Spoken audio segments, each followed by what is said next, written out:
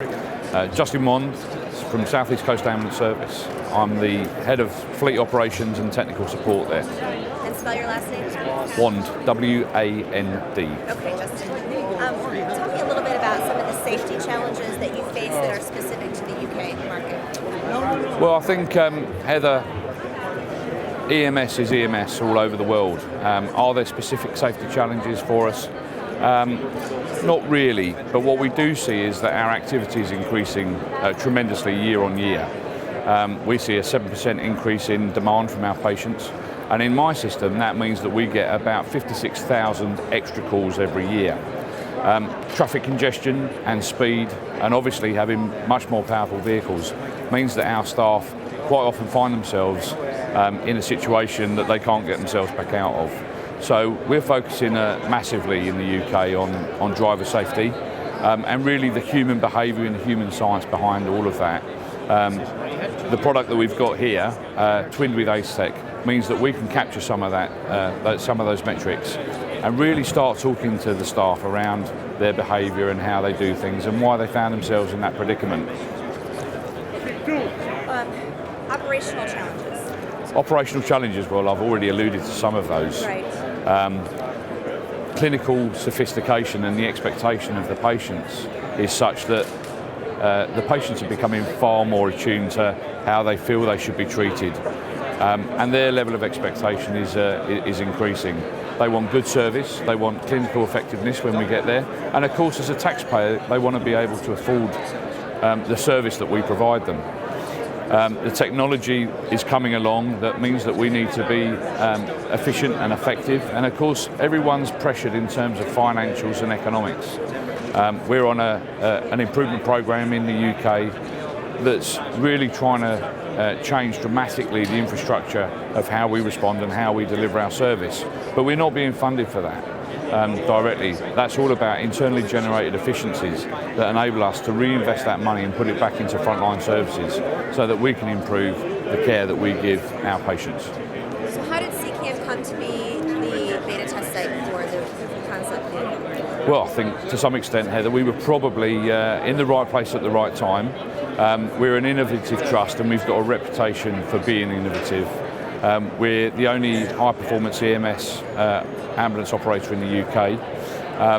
We're very open to clinical innovation, and we've got some really good news stories to tell around our clinical performance. And I think that we were lucky enough to have a really long and illustrious relationship with FERNO.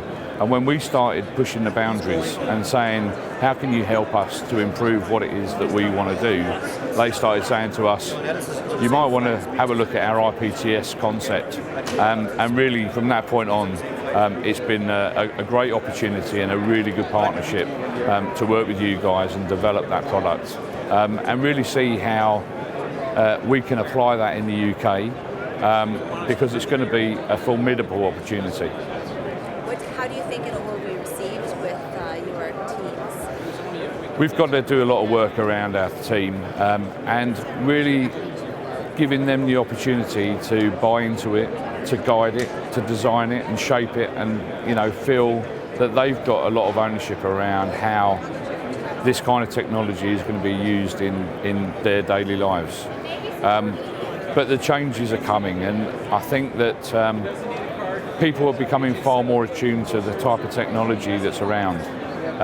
Smartphones, apps, all of that kind of technology. Why would we not grab that kind of opportunity and put that into the design of a vehicle and really give them the wherewithal to be much more efficient and effective with their clinical skills and their ergonomic layout. And if we've got a happier workforce, they're essentially more productive, and that's going to lead to better clinical outcomes for our patients. And our patient satisfaction is going to be such that they feel they've had a good service.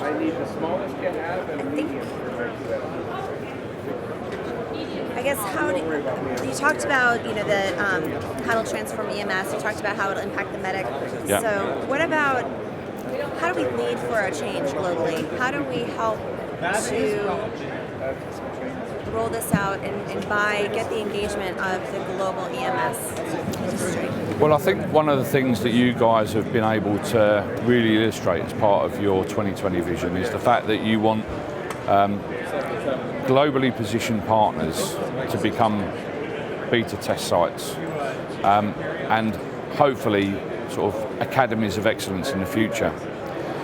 We met Mike McCord earlier on, and you know, his vehicle's at a point in its genesis that it's absolutely fantastic. But even in another 2 or 3 months, you guys are going to have more products that you're going to be able to fit into that vehicle. We ourselves are having a couple of vehicles built, and we really would like and welcome the opportunity to be a reference point for other partners in EMS across the globe. And I think that that's how we make the step change. You know, we provide reference points, we provide data, we provide evidence, and actually if we work in EMS we should be dealing with evidence-based practice, and that doesn't just happen in terms of, you know, clinical practice. You know, it should work in terms of vehicle design, layout, safety, and all of those other elements that your system just facilitates. That's all I have. That's all you have? Yep. Was that okay? Yes, you're wonderful. Thank you.